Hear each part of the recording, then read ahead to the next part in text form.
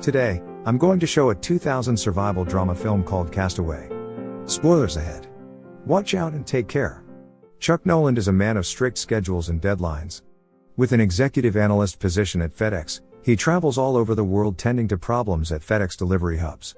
He's in Russia, optimizing the hub's productivity, and gives his long-term girlfriend Kelly a call, telling her he'll be home in around 18 hours. He arrives back in the US and meets up with Kelly, and the two head for the Noland family Christmas dinner where Chuck's brother brings up marriage for Kelly and Chuck. The two laugh it off, but Chuck's tooth starts hurting and considers heading to the dentist. An emergency comes up and Chuck needs to leave for Malaysia. The pair consult their schedule books, and it's clear that Chuck is a man who places his work above anything else, considering that it's the holidays and he still intends to leave. Kelly accepts this and tries to compromise, asking Chuck to be home before New Year's Eve, to which Chuck says yes. At the airport, Kelly gives Chuck an old watch, a family heirloom, as a Christmas present. Chuck is touched by Kelly's gift and gives her a gift in return. He hands her a small box which she believes to be an engagement ring. Chuck then tells her they'll open it on New Year's Eve when he returns. Chuck then takes off along with 4 flight crew members, and the flight appears to be normal. A few hours into the flight and they run into a storm. Chuck hears the pilots talking about how they've deviated off course to avoid the storm but are now out of radio coverage. The storm gets worse and something in the plane explodes. Chuck and the flight crew are thrown around, but Chuck manages to hold on to an emergency life raft. Chuck sees the ocean getting closer, and before he knows it, an impact rocks the aircraft, and water floods the plane. A few hours later, he wakes up on the beach of an uncharted island in his life raft along with debris from the plane, including several FedEx packages. Chuck surveys the island, finding a cave, and climbs to the island's highest peak. He sees the body of a crewman floating close by and runs to it. He finds it's one of the crew members and discovers he's been saying the man's name wrong all this time. He buries the man and says a short prayer. In the early morning, Chuck sees a ship and tries his best to signal it, but the ship is too far.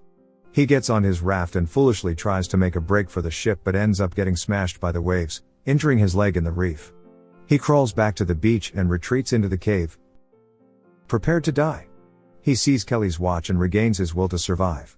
The next day, Chuck opens up the packages he found on the beach except for one that has a pair of wings on it. In the boxes, he finds VHS tapes, a pair of ice skates, and a volleyball which he names Wilson. With the equipment he scavenged, Chuck gathers food, water, and is even able to make a shelter. After many failed attempts, Chuck makes fire, and his spirits are lifted, now having access to warmth, light, a way to cook food, and a companion in the form of Wilson the volleyball. While hunting, Chuck's tooth starts hurting again and he's forced to perform a tooth extraction on himself. He jams one of the ice skates in his mouth and smashes it with a rock, breaking the tooth out and passing out. Years pass and Chuck is now more used to life on the island. His hair has grown out, he hunts efficiently, and is even able to figure out dates, making his own solar calendar. His cave has also been improved, now decorated with painted faces. Chuck and Wilson's solitary life changes when a large piece of plastic floats into shore and Chuck gets the idea of turning it into a sail.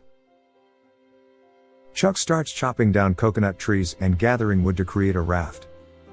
He then has to make a lot of rope and calculates that he'll have to finish his raft, stock it, and prepare to leave in as little as a few months so he can use the wind and tides to his advantage.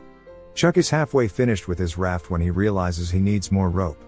He chats with Wilson, telling him that there's a way to get 30 more feet of rope, but he doesn't want to do it.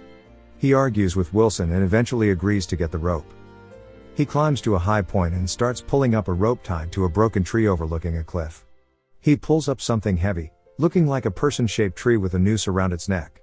Back at the cave, he talks to Wilson, revealing that the reason for the tree dummy was because he was testing out suicide. He wanted to see what would happen if he had hung himself from that height and saw that he'd end up breaking his bones and would have died slowly. He explains to Wilson that he didn't want to spend the rest of his life on a godforsaken island talking to a volleyball. He gets angry and throws Wilson out of the cave and into the surf. He immediately regrets his decision and spends some time finding Wilson, apologizing to the volleyball. Some time passes and Chuck prepares to depart on his raft. He etches a message on a boulder, stating his name and that he'll escape into the sea, including an affectionate message for Kelly. After that, Chuck launches his raft and it is afloat. He starts paddling through the reef and gets slammed by waves over and over. He spots a huge wave and he and Wilson brace themselves. He unleashes the large plastic sail and the wind pushes them over the wave. Chuck looks back at the island he called home for years and journeys into the void of the open ocean. Chuck and Wilson journey for several nights and get hammered by storms. Passed out with no food or water, a dizzy Chuck wakes up and notices that Wilson has drifted away. He swims after Wilson, but Wilson has drifted too far. He now has to make the difficult choice of getting Wilson back or keeping his grip on the raft. Chuck chooses to remain with the raft and apologizes to Wilson for letting him go, crying and shouting. Passed out once again on the raft, Chuck is awakened by a passing ship and is rescued. Back in the US, Kelly receives a phone call and faints from the news. 4 weeks later, and Chuck is on a flight back to the US chartered by FedEx. He's greeted by simple amenities that had been absent to him on the island, like soda, ice, and even just comfortable clothes. He expects Kelly to meet him at the terminal, but finds out that a funeral had been held for him and that Kelly had to move on. Kelly has also gotten married and is now a mother. Chuck arrives at the airport greeted by a crowd of FedEx employees and the media. After the ceremony, he enters the terminal and is greeted by Jerry, Kelly's husband. He tells Chuck that Kelly is too overwhelmed and simply couldn't face him at the moment. Jerry leaves, and through a window Chuck sees Jerry leading a weeping Kelly to their car. After the FedEx employee celebration of Chuck's return, Chuck is left alone in his hotel room, seeing a mountain of food left behind by everyone. He also spots a small lighter on the table, recognizing how such a small and simple object can be the key to life or death on the island, and here it is, just left out on the table. That night, Chuck heads to Kelly's house, and the two reunite. They catch up with one another, and Chuck finds out that Kelly never stopped looking for him until the day he was found. Chuck returns the watch, reasoning out that it's a family heirloom and should stay within the family. Chuck returns the watch with a heavy heart, as it was one of his motivations to survive and get himself back to civilization. Chuck expresses his regret of leaving that night. Kelly reminds Chuck of his promise to return and cries. Kelly brings Chuck to the garage, and Chuck is surprised that Kelly has kept the car they shared as a couple. The two hug affectionately and Chuck prepares to drive off. Before he could leave the driveway, Kelly runs out and they share a kiss and tell each other they still love one another. They hold each other affectionately but come to an understanding that too much had changed. Kelly now has a family, and no matter how much she loves Chuck, she can't abandon them. The two sadly depart.